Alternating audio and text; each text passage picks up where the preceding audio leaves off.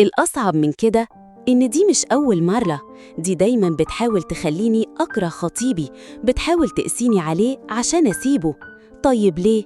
هي متجوزة وبتحب جوزها وهو بيحبها وعندهم أولاد ومرتاحين في حياتهم. ليه مش عايزاني أفرح؟ ليه مش عايزاني أكمل حياتي؟ ده هي عارفة إني مريت بظروف صعبة جداً وهي نفسها عاشتها معايا. المفروض تكون سندي، المفروض تكون معايا، بس طلعت هي اللي بتطعن في ظهري. كل اللي مريت بيه في اليوم ده وكل اللي بمر بيه بسببها خلاني أسأل نفسي: هل ممكن أقرب الناس ليك يكونوا سبب في وجعك الأكبر؟ هل ممكن الغيرة أو الحقد يوصلوا الناس إنهم يحطموا أحلامكم؟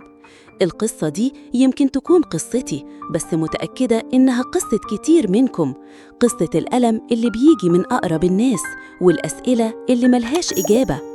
السؤال اللي ما بطلش أسأله لنفسي دلوقتي هو: هل أواجهها؟ هل أبعد عنهم؟ ولا أتحمل الوجع ده لوحدي؟ وإنتوا لو مريتوا بتجربة زي دي عملتوا إيه؟ شاركونا تجاربكم في التعليقات عشان كلنا نستفيد، وما تنسوش تعملوا لايك واشتراك في القناة عشان تشوفوا كل القصص اللي بتوجع القلب وبتعلمنا.